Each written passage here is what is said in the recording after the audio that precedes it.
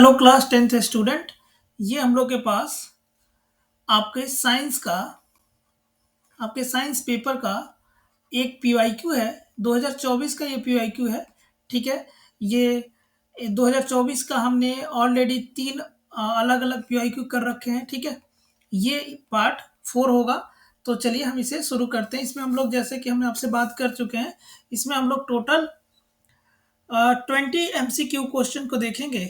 उसके अलोंग हम उसके जो कॉन्सेप्ट होंगे उसकी भी चर्चा करेंगे साथ साथ में। और हम आपको ये भी बताएंगे कि जो बाकी के ऑप्शन है ना, बाकी के जो ऑप्शन है वो करेक्ट क्यों नहीं है। तो चलिए हम इसे शुरू कर लेते हैं। अब तक हमने तीन, जैसे हमने कहा कि तीन ऑलरेडी हमने वीडियो अपलोड कर रखा है, ये पार्ट 4 होगा। इसके बाद एक और हम पार्ट 5 अपलोड करेंगे। होपफुली ये आपको आपके बोर्ड के एग्जामिनेशन में हेल्प प्रोवाइड करेगा। बेसिकली आपको इससे एक आइडिया लगेगी कि किस प्रकार के क्वेश्चन आपसे पूछे जाते हैं। तो चलिए ये पार्ट 4 है। आइए हम इसे शुरू कर लेते हैं। देखिए, जैसे ये पहला क्वेश्चन आपके स्क्रीन पे दिख रहा होगा। होपफुली आपको अच्छा दिख रहा होगा। देखिए यहाँ पे क्वेश्चन नंबर फर्स्ट क्या कह रहा है कि a chemical reaction in which exchange of ion occurs between the reactants। reactants कहने का मतलब क्या होता है? अभिकारकों के बीच। रिएक्टेंट कहने के जैसे मान लीजिए ये प्लस बी, ये कुछ रिएक्ट करके सी प्लस डी बना रहा है, तो ये ए प्लस बी क्या है? बेसिकली रिएक्टेंट होते हैं। और ये सी प्लस डी क्या होते हैं? प्रोडक्ट होते हैं। होपफुली आपको इतना तो आइडिया होगा ही होगा। ठीक है। अब इसमें ये कह रहा है कि कोई केमिकल रिएक्शन है in which exchange of ions occur between the reactants. जो आयंस होते होंगे ना, जो ये अलग अलग मॉलिक्यूल के अंदर जो आयन होते हैं, ठीक है, उनके बीच क्या हो रहा है? एक्सचेंज हो रहा है कोई चीज। ठीक है। तो ये कब हो पाता है, किन रिएक्शन के अंदर हो पाता है? होपफुली आप बात को समझ रहे होंगे। तो देखिए, आपको पता होगा कि ये सब संभव तब होता है डबल डिस्प्लेसमेंट रिएक्शन के अंदर। तो इसके लिए हमारा करेक्ट ऑप्शन क्या हो जाएगा? Option number C, double displacement reaction. चलिए हम इसको एग्जाम्पल के माध्यम से आपको और डिटेल करते हैं। जैसे ये देखिए, कुछ हम आपके लिए एग्जाम्पल लिखे। जैसे यहाँ पे आप ये सोडियम क्लोराइड देख सकते हैं, इसे हम लोग कॉमन साल्ट भी कहते हैं। ठीक है। यहाँ पे आप सिल्वर नाइट्रेट देख सकते हैं। ठीक है। यहाँ पर देखिए क्या हो रहा है बेसिकली कि जो सोडियम है वो नाइट्रेट के साथ चला जा रहा है। तो बेसिकली क्या होगा? एक्सचेंज हुआ। ठीक है। जैसे यहाँ पे क्लोरीन है वो सिल्वर के साथ चला जा रहा है। जैसे यहाँ देखिए सोडियम नाइट्रेट बन रहा है और यहाँ पे सिल्वर क्लोरीन बन रहा है। तो आप देख रहे हैं ना कि दोनों अलग अलग क्या किए, अपने में आयनों का क्या कर लिए? ये एक्सचेंज कर लिए। तो ये कब संभव होता है? ये आपको डबल डिस्प्लेसमेंट रिएक्शन के अंदर देखने को मिलेगा। Double displacement reaction. देखिए नीचे और भी कुछ एग्जाम्पल है डबल डिस्प्लेसमेंट रिएक्शन के लिए। आप यहाँ से, ये आपको एग्जाम के अंदर काफ़ी हेल्प प्रोवाइड करेगा। ठीक है। ये आपको एग्जाम में जब आप एग्जाम्पल मेंशन करेंगे तो उसमें आप इनका इस्तेमाल कर सकते हैं। और वैसे एग्जाम के अंदर ऐसे रिएक्शन आपको दे दिए जाएंगे, है ना। चाहे वो आपको ऐसा हो सकता है कि ये ऑप्शंस में मिले और आपसे पूछे कि किस प्रकार के रिएक्शन है, तो आप इसे बता लीजिएगा। ठीक है। तो ये क्वेश्चन नंबर हमारा फर्स्ट रहा। आप देखिए क्वेश्चन नंबर फर्स्ट क्या था हमारा? ये जो chemical reaction in which exchange of ion occur between the reactant है ना, is known as double displacement reaction. आइए हम लोग अब शुरू करते हैं क्वेश्चन नंबर सेकंड को। देखिए क्वेश्चन नंबर सेकंड यहाँ पर आप देख पा रहे होंगे, अ zygote is formed by the fusion of a male gamete. Male gamete क्या होता है? स्पर्म। स्पर्म को हम लोग क्या बोलते हैं? Male gamete. And a female gamete, जिसे हम लोग ओव्यूम बोलते हैं। ठीक बात है। The number of chromosome in the zygote, zygote के अंदर नंबर ऑफ क्रोमोजोम कितने होते हैं? तो भैया 46 होते हैं। आपको पता है कि 23 जो होते हैं ये मेल गैमेट से आते हैं, और जो 23 होते हैं ये आपके फीमेल गैमेट से आते हैं। ठीक है। जो कि ओव्यूम होते हैं और ये क्या होते हैं? स्पर्म होते हैं। इनके मिलने से क्या बनता है? जाइगोट बनता है। ठीक बात है ना। ये कहाँ बेसिकली मिलते हैं? जैसे आप यहाँ देखिए कि ये फीमेल के अंदर एग एग मिलेगा जिसे ओव्यूम कहते हैं। मेल के अंदर आपको स्पर्म गैमेट्स मिलेंगे। यहाँ से 23 क्रोमोजोम और यहाँ से 23 क्रोमोजोम। जब इनका फर्टिलाइजेशन होता है, ये फर्टिलाइजेशन प्रोसेस आपको पता होगा फैलोपियन ट्यूब में होता है। ठीक है। फिर यहाँ से आपको फर्टिलाइजेशन के बाद से आपको ये जाइगोट, फर्टिलाइजेशन के बाद से जाइगोट बनता है, जाइगोट के बाद से आपको एम्ब्रियो देखने को मिलता है। ठीक है, तो ये इसका क्वेश्चन का आंसर है। होपफुली आपको अच्छे से समझ आ गया होगा। चलिए अब क्वेश्चन नंबर 3 की बात करें। देखिए क्वेश्चन नंबर 3 आपके स्क्रीन पे। क्वेश्चन नंबर 3 कह रहा है कि the part of seed which a source of food during the germination of food is. ठीक बात है ना। तो मतलब कि बीज के अंकुरण के समय खाद के स्रोत वाला बीज का भाग कौन सा है? भाई बीज पत्र होता है, जिसे साइटोलेडॉन बोलते भी हैं, इसे एंडोस्पर्म भी कहा जाता है। जैसे आप इस फिगर के अंदर देख सकते हैं, ये सीड के पार्ट में ये आपको एंडोस्पर्म या साइटोलेडॉन देखने को मिलेगा। ठीक है, चलिए क्वेश्चन नंबर 4 की बात करें। देखिए क्वेश्चन नंबर 4 ये है कि the plant that can be raised by the method of vegetative propagation, है ना, इसको हिंदी में बोलते हैं कायिक प्रवर्धन। ठीक बात है। तो देखिए बहुत सारे ऐसे प्लांट होते हैं ना, बहुत सारे ऐसे प्लांट होते हैं जो वेजिटेटिव प्रोपोगेशन को करते हैं। ठीक है, जैसे पोटैटोज के अंदर हम लोग वेजिटेटिव प्रोपोगेशन करते हैं, बनाना के अंदर, रोजेज के अंदर, ग्रेप्स के अंदर, और भी बहुत सारे हैं। ठीक है, लेकिन यहाँ पे एक ऑप्शन में मेंशन है मस्टर्ड। मस्टर्ड के अंदर ऐसा कुछ नहीं होता, वेजिटेटिव प्रोपोगेशन नहीं होता। यहाँ भी देखिए मस्टर्ड है, तो ये भी गलत हो जाएगा। यहाँ भी देखिए बेसिकली यहाँ भी आपको मस्टर्ड देखने को मिलेगा, तो हो जाएगा गलत। ठीक है, जिसको भी थोड़ी बहुत खेती सेती पता होगा उसमें आपको पता होगा कि जो मस्टर्ड को कैसे हम लोग खेती करते हैं। मस्टर्ड को हम लोग डायरेक्ट सीड को इंजेक्ट करते हैं ना, वहाँ फील्ड के अंदर। ठीक है, तो वो सारी बातें होती हैं। तो ऑप्शन नंबर 1 करेक्ट है। इसके अंदर वेजिटेटिव प्रोपोगेशन देखने को मिलता है, इसके अंदर ये मेथड देखने को मिलता है। देखिए वेजिटेटिव प्रोपोगेशन के अंदर क्या क्या चीज़ें होती हैं हम आपको यहाँ दिखा रहे हैं। जैसे उसमें ग्राफ्टिंग हो सकती है। ठीक है, ग्राफ्टिंग क्या होता है? बेसिकली आपने देखा होगा कि इसको हिंदी में बोलते हैं कालम लगाना। एक पौधे को ऐसे कट बीच से करके उसमें दूसरा जो चीज़ है वो तो दूसरे पौधे का ऐसा कोई चीज़ उसके अंदर इंजेक्ट किया जाता है। तो ये बेसिकली ग्राफ्टिंग होता है। कटिंग में आप देख सकते हैं कि स्टेम वगैरह को काट वगैरह के और दुनिया भर के रूटिंग हार्मोन्स वगैरह इस टाइप के जनरेट किए जाते हैं। लेयरिंग हो सकती है। देखिए लेयरिंग इस प्रकार का कुछ होता है। ठीक है, टिश्यू कल्चर्स हो सकते हैं, इससे आइसोलेट किया जाता है सेल को, उससे टिश्यू कल्चर की जाती है। ठीक है, ये सब क्या है? वेजिटेटिव प्रोपोगेशन है। ठीक बात है। चलिए अब हम लोग अगले क्वेश्चन की अपनी बात करते हैं। क्वेश्चन नंबर 5 देखिए। क्वेश्चन नंबर 5 क्या कह रहा है? क्वेश्चन नंबर 5 है कि a plant growth inhibitor hormones which causes wilting of leaves is called. ठीक बात है, एब्सिसिक एसिड इसे कहते हैं। जिसे आपके प्लांट के बारे में पता होगा कि प्लांट हार्मोन्स में बेसिकली 2 प्रकार के हार्मोन्स आपको, एक प्लांट ग्रोथ रेगुलेटर होते हैं और दूसरा प्लांट ग्रोथ इनहिबिटर्स होते हैं। इस रेगुलेटर के अंदर आपको ऑक्सिन, जिब्रेलिन, ये साइटोकिनिन देखने को मिलेगा, और प्लांट ग्रोथ इनहिबिटर के अंदर एब्सिसिक एसिड और एथिलीन देखने को मिलेगा। ठीक है, अब यहाँ पर क्या है क्वेश्चन? बेसिकली किससे रिलेटेड है? जैसे आप यहाँ देखिए पत्तियों के मुरझाने के कारण है। ठीक है ना, तो वो जो होता है वो एब्सिसिक एसिड होता है। चलिए अपने नेक्स्ट क्वेश्चन की बात करें। क्वेश्चन नंबर 6 देखिए। क्वेश्चन नंबर 6 क्या कह रहा है? बेसिकली क्वेश्चन नंबर 6 है कि an aqueous solution of a salt turn blue litmus to red. ठीक बात है ना, मतलब कि एक हमने सॉल्ट का एक्वस सॉल्यूशन लिया है। अब आपको पता है कि सॉल्ट क्या होता है? बेसिकली सॉल्ट न्यूट्रल होता है ना। ये क्या होता है? न्यूट्रल होता है। न्यूट्रलाइजेशन प्रोसेस से मिलता है। जब कभी भी एसिड और बेस मिलते हैं तो क्या बनाते हैं? सॉल्ट बनाते हैं। ठीक है, और वाटर बनता है। ठीक है, अब आपको पता है कि सॉल्ट तो एक क्या है? न्यूट्रल प्रोसेस से बनता है। लेकिन यहाँ पर कह रहा है कि ये कोई एक्वस सॉल्यूशन है, जिसने सॉल्ट का एक्वस सॉल्यूशन है और इसने ब्लू लिटमस को रेड कर दिया। तो इसका मतलब जो सॉल्ट होगा उसमें एसिडिक मात्रा हमको देखने को मिलता है। तभी तो ऐसा कर पा रहा है वो, क्योंकि लिटमस को, जो लिटमस होता है, जो एक लिटमस एक इंडिकेटर होता है, नेचुरल इंडिकेटर के अंदर आएगा। ये लिटमस जो है कि रेड से ब्लू यदि कन्वर्ट होता है तो हम क्या कहते हैं कि ये बेस के द्वारा होगा। और जब कभी भी ये ब्लू से क्या होगा? रेड में कन्वर्ट होगा, तो हम कहते हैं कि इसमें अंदर एसिड मिलाया गया है। ठीक बात है ना।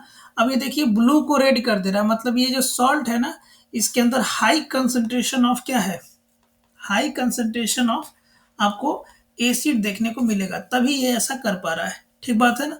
तो देखिए इसमें जैसे HCl हो सकता है और NH4OH हो सकता है, ठीक है, इस सॉल्ट के अंदर, तभी आपको ये ब्लू लिटमस रेड में ये कन्वर्ट कर पा रहा होगा। ठीक बात है ना। वैसे हमने यहाँ पे एक्सप्लेन के लिए आपके लिए लिखा है कि स्ट्रॉन्ग कोई एसिड होगा और वीक बेस होगा, और तब जाके क्या बना होगा, सॉल्ट।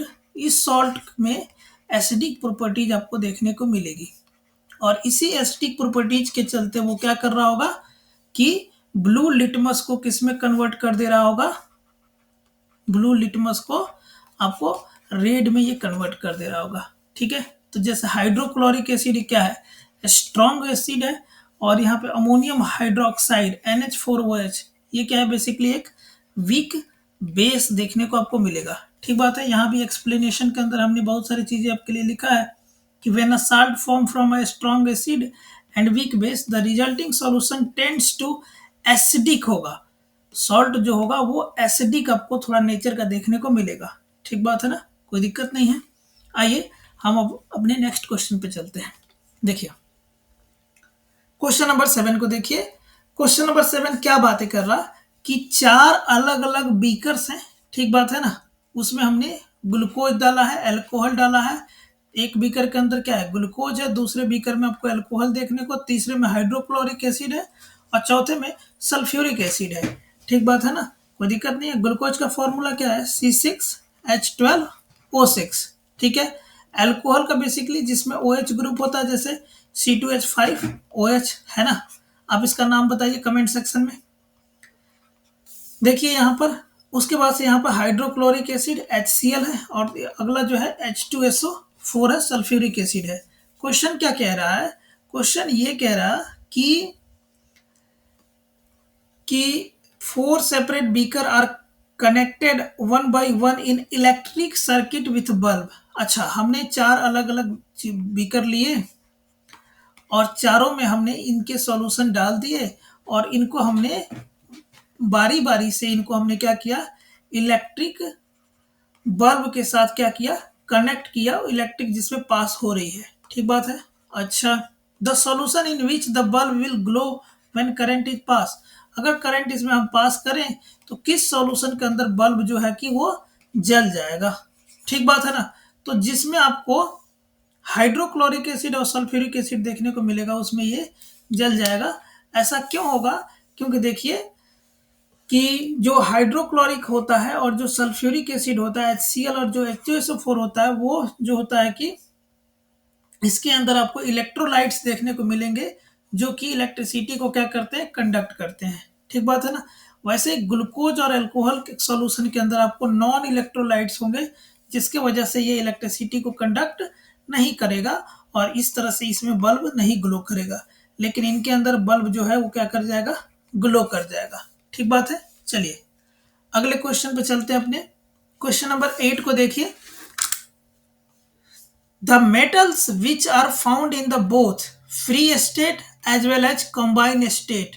अब देखिए इसमें थोड़ा कंफ्यूजन हो सकता है, क्योंकि ये कह रहा है कुछ ऐसे मेटल बताइए जो स्वतंत्र अवस्था में भी रहता हो और संयुक्त अवस्था में, दोनों में पाया जाता हो। ठीक बात है। तो प्लेटिनम वाले ऑप्शन तो गलत हो जाएंगे, तो ए और बी गलत हो जाएगा। लेकिन कॉपर और सिल्वर भी ये फ्री स्टेट में भी मिलते हैं, और बेसिकली आपको ये कॉम्बाइन स्टेट में भी देखने को मिलते हैं। लेकिन जनरली हम ऐसा डी को ही करेक्ट करेंगे, क्योंकि गोल्ड और सिल्वर क्या होते हैं, अपने जो अपने वो पढ़ा होगा ना, मेटेलिक जो प्रॉपर्टीज वाले जो चार्ट पढ़ते हैं, जिसमें सबसे ऊपर जो होता है कि मोस्ट रिएक्टिव होते हैं, जैसे पोटेशियम है ना, सोडियम, इस टाइप के जो चीज़ें होती हैं, उसमें आपको गोल्ड और सिल्वर क्या देखने को मिलेगा, नीचे देखने को मिलेगा। ठीक है, तो ये क्या होते हैं कि फ्री स्टेट में भी होते हैं और कंबाइन स्टेट में भी होते हैं। ठीक है, जैसे यहाँ पर हमने एक्सप्लेन किया आपके लिए कि गोल्ड, सिल्वर और कॉपर जो होते हैं मेटल्स, ये can be found in both free and combine state में हम इनको पा सकते हैं। ठीक है, प्लेटिनम वाला तो ऑलरेडी गलत हो जाएगा। ठीक है, इसका एक्सप्लेनेशन में हमने लिखा है कि फ्री स्टेट में metal that are found in the their pure form not combine with other elements. ठीक है, कंबाइन में आप समझते हैं कि फ्री किसे बोलते हैं, जो किसी के साथ जुड़ा ना हो। कंबाइन किसे बोलते हैं, बेसिकली जो क्या हो, किसी के साथ जुड़ा हो। जैसे गोल्ड की बात करें कि ये लोएस्ट रिएक्टिव होता है, ठीक बात है ना। वैसे सिल्वर भी क्या होता है, एक प्रकार का लोएस्ट होता है, कॉपर भी इन दोनों से ऊपर होता है, लेकिन हाँ उसकी भी रिएक्टिविटी सीरीज में स्थान नीचे ही होता है, ठीक है। तो इस चलते ये सब सारी चीजें। चलिए नेक्स्ट क्वेश्चन की बात कर लीजिए। देखिए यहाँ पर बेंजीन के बारे में बात की गई है, बेंजीन C6H6, ठीक है। जब आप हाइड्रोकार्बन की पढ़ाई करते हैं, हाइड्रोकार्बन्स की, तो आप इसमें जो क्लासिफिकेशन करते हैं, एक अल्केन का, दूसरे किसका, इसमें आप बेसिकली आप इसको ऐसे क्लासिफाई करते हैं, जैसे कि आप ये क्लासिफाई करते हैं कि इसमें आप एक सेचुरेटेड ले लेते हैं, सेचुरेटेड हाइड्रोकार्बन, और एक अनसेचुरेटेड हाइड्रोकार्बन, ठीक है ना। तो सेचुरेटेड में जब आप बात करते हैं तो अल्केन की बात करते हैं, लेकिन जब अनसेचुरेटेड में आप बात करते हैं तो यहाँ पे आप अल्कीन की बात करते हैं, अल्काइन की बात करते हैं, उसके अलावा जो है कि यहाँ पर साइक्लिक कंपाउंड की आप बात करते हैं, ठीक है ना। और इन साइक्लिक कंपाउंड में हम एक कंपाउंड पढ़ते हैं जिसे C6H6, बेसिकली जिसे हम लोग बेंजीन कहते हैं। बेंजीन आप लोग बेसिकली ऐसे दिखता होगा। अब बेंजीन का कुछ स्ट्रक्चर ऐसे बनाते हैं, double bond, single bond, double bond, single bond, double bond, इस तरह से कुछ बेंजीन का स्ट्रक्चर होता है। अभी हम आपको इसको डिटेल में दिखाते हैं। इसमें पूछ क्या रहा है, क्वेश्चन ये है कि इसमें डबल बॉन्ड कितने प्रेजेंट होते हैं और इसमें सिंगल बॉन्ड कितने प्रेजेंट होते हैं। तो 9 और 3 का रेशियो होता है। तो ऑप्शन नंबर जो है कि डबल सिंगल बॉन्ड जो है कि 9 होते हैं और डबल बॉन्ड जो होते हैं कि 3 होते हैं। तो ये ऑप्शन नंबर बी हमारा करेक्ट हो जाएगा। जैसे ये देख सकते हैं आप, यहाँ पे हमने बेंजीन को यहाँ से अच्छे से एक्सप्लेन किया कि इसमें 9 सिंगल बॉन्ड और 3 जो होते हैं वो डबल बॉन्ड होते हैं। यहाँ पर आप देख सकते हैं ये डबल बॉन्ड है, ये डबल बॉन्ड, ये डबल बॉन्ड, तो 3 डबल बॉन्ड हो गए। और बाकी यहाँ पर आप इसके देख सकते हैं 9 जो है कि सिंगल बॉन्ड होते हैं। बेसिकली आपको एक बात पता है कि जैसे कि कार्बन को चार्ज चाहिए अपने पूरा करने के लिए अपने बैलेंसी को। तो यहाँ पर आप देखिए कार्बन यहाँ से, इस कार्बन से 2 ले लिया, एक यहाँ से ले लिया, ठीक है ना, और एक यहाँ से ले लिया, तो 4 पूरा कर लिया, ठीक है। ये भी कार्बन ऐसे ही 4 किया, ये भी ऐसे ही, ये भी ऐसे ही, और ये भी और ये भी, ठीक है। तो इस तरह से कोई डबल बॉन्ड और सिंगल बॉन्ड का स्ट्रक्चर बनता है, ठीक बात है। आप इसे ध्यान से देख लीजिए। यहाँ पर हमने इसके लिए एक्सप्लेनेशन भी मेंशन किया है कि बेंजीन जो होता है एक एरोमेटिक हाइड्रोकार्बन होता है। आपका एग्जाम के अंदर बेंजीन को एक्सप्लेन करने के लिए आ गया, तो ये सारी बातें आप उसमें लिख के आएंगे, ठीक है। हेक्सागोनल शेप होता है इसके, ठीक है। एंगल उंगल तो आप में नहीं है क्लास 10th लेवल पे, पर ठीक है हमने लिख दिया है। आप इसे ध्यान से देख लीजिए, वीडियो पॉज करके। चलिए नेक्स्ट क्वेश्चन की बात करिए अब। क्वेश्चन नंबर 10 देखिए। क्वेश्चन नंबर 10 में क्या है बेसिकली कि in human being when the process of digestion is complete, human being के अंदर जब डाइजेशन का प्रोसेस क्या होता था, कंप्लीट हो जाता, द प्रोटीन, कार्बोहाइड्रेट्स और fats are respectively finally converted into, तो प्रोटीन भाई अमीनो एसिड में चला जाता, कार्बोहाइड्रेट जो है कि ग्लूकोज में चेंज हो जाता, फैट जो है वो फैटी एसिड्स और ग्लिसरॉल में चेंज हो जाता। ऑप्शन नंबर बी हमारा इसके लिए क्या होगा, करेक्ट होगा। देखिए यहाँ पे कि डाइजेशन जब ह्यूमन बॉडी में कंप्लीट होता है ना, तो एमिनो एसिड, कार्बोहाइड्रेट और जो ग्लूकोज है, ग्लूकोज मतलब जो सिंपल शुगर है, ठीक है, ये कन्वर्ट हो जाता है किसमें, बेसिकली जैसे हमने आपको प्रोटीन के लिए कहा एमिनो एसिड में कन्वर्ट हो जाता है, कार्बोहाइड्रेट्स के लिए हमने कहा आपसे, ठीक है, और उसके बाद से हमने आपको फैट्स के लिए बताया। ये कुछ ह्यूमन डाइजेस्टिव सिस्टम आप देख सकते हैं कि ये माउथ होता, ठीक है। इसके बाद से आप यहाँ पे माउथ के अंदर आपको स्लाइवरी ग्लैंड्स देखने को मिलेंगी। फिर ये ओएसोफेगस होता है, ओएसोफेगस के ऊपर यहाँ पे फायरिंग्स होता है, लायरिंग्स भी होता है। लायरिंग्स बेसिकली आपको जब कभी भी हम लोग लंग्स वगैरह पढ़ते हैं तो वहाँ पर लिखने का प्रयास करते हैं, डाइजेस्टिव सिस्टम में हम लोग फायरिंग्स लिखते हैं, ठीक बात है। फिर यहाँ से ये जो ओएसोफेगस होता है ये कनेक्ट कर देता है आपके स्टमक को, ठीक बात है। स्टमक में आपको बगल में आपको पैंक्रियाज, फिर लिवर वगैरह देखने को मिलेगा। ये स्मॉल इंस्टेटाइन होती है, ये जो अंदर वाली पार्ट है, ये जो ग्रीन वाली पार्ट बाहर बाहर है, ये आपको लार्ज इंस्टेटाइन देखने को मिलेगा। यहाँ पे अपेंडिक्स होता है, ठीक बात है। और ये रेक्टम वाला पार्ट है और ये नीचे वाला एनस होता है। ठीक बात है। तो ये ह्यूमन डाइजेस्टिव सिस्टम को आपने अपने चैप्टर के अंदर डिटेल में पढ़ा होगा। होपफुली आप इसे अच्छे से समझते होंगे।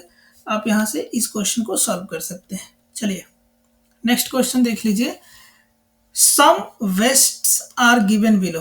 कुछ ये वेट्स, कुछ आपको ये नीचे अपशिष्ट वेस्ट दिए गए हैं। ठीक बात है ना। जिसमें गार्डन वेस्ट है, बॉल पॉइंट पेन रिफिल है, यहाँ पर एम्प्टी मेडिसिन बॉटल्स हैं, उसके अलावा यहाँ पे peels of fruits and vegetables है, यहाँ पे ओल्ड कॉटन शर्ट्स आपको देखने को मिलेंगे। ये कुछ हमको अपशिष्ट दिए गए हैं, वेस्ट दिए गए हैं। यहाँ पर हमको ये बताना है कि इसमें से नॉन बायोडिग्रेडेबल कौन है। नॉन बायोडिग्रेडेबल होने का क्या मतलब है, जो भाई सड़ता गलता नहीं है, इस टाइप की चीज़ें। तो इसमें से आप एक पा रहे हैं कि पुरानी सूती कमीज, ये तो नहीं हो सकता क्योंकि ये बायोडिग्रेडेबल है, ये तो भाई सड़ गल जाता है। बगीचे वाले अपशिष्ट क्या ही हो सकते हैं, वो तो कुछ बायोडिग्रेडेबल नहीं होते। तो 1 और 5 तो नहीं करेक्ट हो सकता। तो यानी सी नहीं हो सकता, डी नहीं हो सकता, क्योंकि इसमें 1 है, 5 भी है, इसमें 1 है, तो ये नहीं हो सकता। यहाँ पर आप ध्यान से देखिए, ये भी नहीं होगा, मतलब बी करेक्ट होगा। 2 और 3 हमारे करेक्ट होंगे। 2 और 3 में क्या है बेसिकली कि बॉल पॉइंट के जो है पेन के रिफिल होते हैं, बिल्कुल सही बात है। वो प्लास्टिक का बना होता है, आप देखे होंगे। ठीक है, वो उसको चाहे आप कितने दिन भी बाहर फेंक दें, वो क्या सड़ता गलता नहीं है। दूसरा जो है यहाँ पे, यहाँ कांच की बोतलें लिखा है, दवाइयों के लिए जो कांच की बोतलें बनी होती है, वो भी सड़ता गलता नहीं है। तो ऑप्शन नंबर 2 एंड 3 हमारा करेक्ट होगा, क्योंकि यही सब अजैव निम्नीकरण अपशिष्ट है, मतलब नॉन बायोडिग्रेडेबल वेस्ट है। चलिए नेक्स्ट क्वेश्चन देखिए। क्वेश्चन को इस ध्यान से पढ़ लीजिए। ठीक है, हम ये आपके ऊपर छोड़ देते हैं इस क्वेश्चन को सॉल्व करने के लिए। आ जाइए क्वेश्चन नंबर 13 को देखिए। क्वेश्चन नंबर 13 एक बेसिकली आपको एक ये फिजिक्स का एक न्यूमेरिकल देखने को मिलेगा। ठीक है, तो यहाँ पे देखिए हमने इसको सॉल्व कर रखा है यहाँ पे। ठीक है, आप इसे ध्यान से देख लीजिए, इससे आपको ये समझ आएगा कैसे सॉल्यूशन इसका करना है। आइए देखिए अगले क्वेश्चन को। क्वेश्चन नंबर 14 को भी देखिए। क्वेश्चन नंबर 14 में ये कह रहा है कि when a beam of white light passes through a region having very fine dust particle. ठीक बात है ना। The colour of light mainly scattered in the region blue. ठीक बात है ना, कोई दिक्कत नहीं। जैसे आपने देखा कि सनलाइट से जब कभी भी जो वाइट लाइट बाहर आती है, ठीक है, तो इसमें से जो स्मॉल पार्टिकल्स होते हैं, डस्ट पार्टिकल, उनकी वजह से जो है कि लाइट स्कैटर्ड करती है ना, और उस स्कैटर्ड के चलते यहाँ पे ब्लू लाइट हमको देखने को मिलती है, जैसे आकाश नीला दिखाई देता है। क्यों होता है ब्लू लाइट, क्यों स्कैटर्ड सिर्फ करती है, बाकी सब क्यों नहीं करती? क्योंकि इसका वेवलेंथ क्या होता है, कम होता है। ठीक है, इसमें यही एक्सप्लेन किया गया है। ठीक है, आप इसे ध्यान से पढ़ लीजिए। आपको ये आपके जो कि 2 नंबर 3 नंबर और जो 4-5 नंबर के क्वेश्चन पूछे जाते हैं, उसमें भी आपको ये हेल्प प्रोवाइड करेगा। ठीक है, चलिए क्वेश्चन नंबर 15 देखिए। क्वेश्चन नंबर 15 में ये है कि आपको कुछ रेजिस्टेंस दिए गए हैं ये। ठीक है, आपको ये बताना है कि द कॉम्बिनेशन हैव इक्विवेलेंट 1 ओम का रेजिस्टेंस किस में आएगा। ठीक है, अब देखिए रेजिस्टेंस के केस में आपको एक बात तो पता है कि जो हम लोग रेजिस्टेंस पढ़ते थे, उसका कॉम्बिनेशन हम लोग 2 प्रकार से करते थे। पहला हम लोग करते थे सीरीज में कॉम्बिनेशन, और दूसरा हम लोग करते हैं पैरेलल कॉम्बिनेशन। सीरीज वाली कॉम्बिनेशन में क्या होता है कि R S equal to R1 plus R2 plus R3 plus dot dot dot, और जब पैरेलल के अंदर क्या होता है 1 by RP equal to 1 by R1 plus 1 by R2 plus 1 by R3, और ऐसे डॉट डॉट करके होता है। ठीक बात है ना। अब इसमें बेसिकली आप देखिए कि ये दोनों जो हैं ये आपको कैसे जुड़े हुए हैं, पैरेलल देखने को मिलेंगे। यहाँ पर भी देखिए तीनों कैसे जुड़े हैं, पैरेलल। यहाँ देखिए ये दोनों जो है कि ये सीरीज में जुड़े हुए हैं। ठीक है, ये भी दोनों किस में जुड़े हुए हैं, सीरीज में। तो पहले इनका सीरीज सॉल्व कीजिए, फिर सीरीज, फिर जब दोनों के सीरीज के आंसर आ जाएंगे, फिर दोनों को आप कैसे सॉल्व कीजिए, पैरेलल मान के सॉल्व कीजिए। इनको पैरेलल देखिए। ठीक है, और ये देखिए इक्विवेलेंट रेजिस्टेंस 1 ओम किस में आ रहा है। ठीक है, होपफुली आपको अच्छे से समझ आ गया होगा। ठीक है, जैसे ये देख लीजिए सीरीज कॉम्बिनेशन ऐसे कुछ होता है, और पैरेलल कॉम्बिनेशन से ऊपर नीचे कुछ होता है। ठीक बात है ना। आपने जब अपने चैप्टर को पढ़ा होगा तो उसमें आपने डिटेल पढ़ा होगा। होपफुली इतना काफ़ी है आपको समझ आने के लिए। ठीक है, चलिए नेक्स्ट क्वेश्चन देखिए। क्वेश्चन नंबर 16 में देखिए कि an electric iron of resistance 20 ओम का है। ठीक है, ड्रॉ अ करंट, इसमें से करंट जो ड्रॉ हो रही है वो 5 एम्पियर की हो रही है। Heat developed in iron in 30 second. तो ठीक बात है, कोई दिक्कत नहीं है। तो हमें कितना ऊष्मा होगी ये सब करने हमें कैलकुलेट करना है, मतलब हीट जो है कि हमें कितना डेवलप होगा ये सब हमें इसे कैलकुलेट करना है। देखिए यहाँ पर आप इसको सॉल्व करने की, जैसे रेजिस्टेंस 20 ओम का है, आई की वैल्यू 5 ओम का है, 5 एम्पियर का है, टाइम जो है 30 सेकेंड का है। तो आप उसको H equal to I square R T से इसको आप सॉल्व कर सकते हैं। बेसिकली आप इसको आप अपने चैप्टर के अलॉन्ग इसको फॉर्मूला को डिराइव करके पढ़े होंगे। ठीक है, इसमें जब आप इस वैल्यू को भरेंगे तो ये कुछ इस प्रकार का आंसर आपको आएगा। होपफुली आपको ये यहाँ से समझ आ जाएगी। चलिए क्वेश्चन नंबर 17 को देखिए क्या कह रहा है। क्वेश्चन नंबर 17 कि यहाँ पर एसर्शन और रीजन बेस्ड क्वेश्चन है। ठीक है, अब देखिए हम लोग को पहले से पता है एसर्शन और जो रीजन बेस्ड क्वेश्चन होते हैं उसमें बेसिकली एक ऑप्शन ए होता है, एक बी होता है और एक सी होता है और एक डी होता है। ये पहले आपको बता दिया जाता है। ठीक है, ये कब सही होगा, जब एसर्शन और रीजन दोनों करेक्ट हो और रीजन करेक्ट एक्सप्लेनेशन कर रहा हो एसर्शन का। बी कब करेक्ट होता है, जब एसर्शन और रीजन दोनों करेक्ट हो और रीजन एसर्शन का एक्सप्लेनेशन अच्छा नहीं कर रहा हो। सी कब होता है, जब एसर्शन करेक्ट हो और रीजन क्या हो, गलत हो। और जस्ट इसके उल्टा, एसर्शन क्या हो, गलत हो और रीजन करेक्ट हो, तो हम ऑप्शन नंबर डी करेक्ट करते हैं। अब इस लिहाज से हम आइए इसको देखने का प्रयास करते हैं।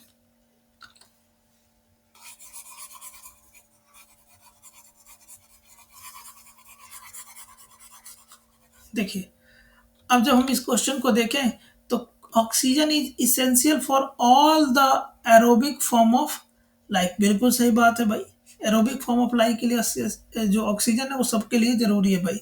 यहाँ देखिए free oxygen atoms combine with molecular oxygen to form ozone. अच्छा, तो देखिए ये भी करेक्ट बात है। आपने देखा होगा कि ओजोन का O3 फॉर्मूला होता है, तो O2 प्लस O मिल के क्या बनाता है, O3 बनाता। तो ये भी करेक्ट है और ये भी करेक्ट है, लेकिन ये इसका क्या एक्सप्लेनेशन है, तो नहीं। इसके लिए इसका जो ऑप्शन नंबर बी हमारा क्या होगा, करेक्ट आंसर होगा। क्योंकि असर्शन भी करेक्ट, रीजन भी करेक्ट, पर रीजन सही एक्सप्लेनेशन एक ही नहीं कर रहा। ठीक बात है। आइए क्वेश्चन नंबर 18 को देखिए।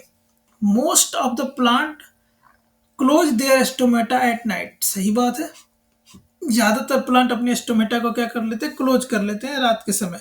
Closing of stomata help the conserve conserve water as large amount of water evaporates from the leaves. सही बात है भाई, पानी बचा बुचा रहा है इसलिए स्टोमक को क्या कर लेते हैं, क्लोज कर लेते हैं। इसीलिए इसका आंसर हमारा ए करेक्ट होगा। ये इसका करेक्ट एक्सप्लेनेशन कर रहा है, दोनों सही है। देखिए ये आपके लिए हमने यहाँ पे कुछ एक्सप्लेनेशन लिखा है। ठीक है, आप यहाँ पे स्टोमेटा वगैरह को पढ़ सकते हैं, ये सब सारी चीजें पढ़ सकते हैं। और यहाँ पे yes most plant close their stomata at night. Explanation के अंदर हमने लिखा कि stomata are tiny pores. Stomata के बारे में हमने आपको बताया है। ठीक है, उसके अलावा ये सब सारी चीजें आप देख सकते हैं, आपको बेसिकली हेल्प प्रोवाइड करेगा ये। आ जाइए क्वेश्चन नंबर 19 को देखिए कि the extraction of metal from their sulphide ore can not take place without roasting of ore. ठीक बात है, करेक्ट जा रहा है। Roasting convert sulphide ore directly into metal. अब देखिए ये एक्सट्रीम हो गया, ये गलत है। ठीक है, तो यहाँ देख लीजिए the extraction of metal from their sulphide ore can not be take place without roasting of ore is correct है, पर इसका जो रीजन है वो इनकरेक्ट है। इतना ये नहीं हो सकता कि डायरेक्टली उसको हम मेटल में क्या कर ले, इस्तेमाल कर ले। चलिए 20 नंबर क्वेश्चन देखिए कि magnetic field line never intersect each other. बिल्कुल सही बात है, जो मैग्नेटिक फील्ड लाइनें होती हैं, आपने मैग्नेट देखा, ये साउथ पोल, ये नॉर्थ पोल, तो इस प्रकार की जो मैग्नेटिक फील्ड लाइनें होती हैं वो कभी एक दूसरे को इंटरसेक्ट नहीं करती हैं। तो ऑप्शन ये असर्शन हमारा क्या हो गया, करेक्ट हो गया।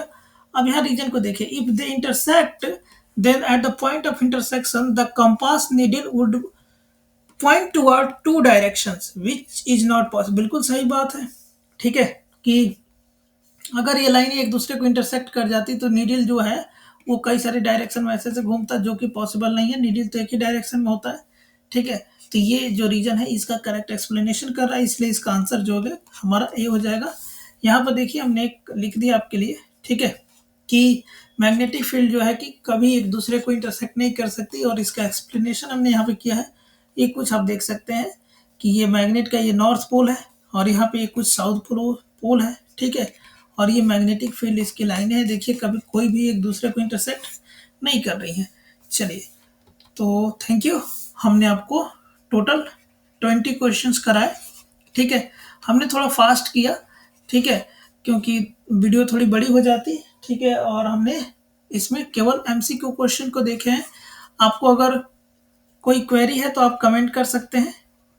ठीक है, अब तक हमने टोटल 3 वीडियो को अपलोड किया है, ये चौथा है। इसके बाद एक और वीडियो हम लोग साइंस के लिए करेंगे अपलोड, वो होगा 5वें नंबर। ठीक है, थैंक यू।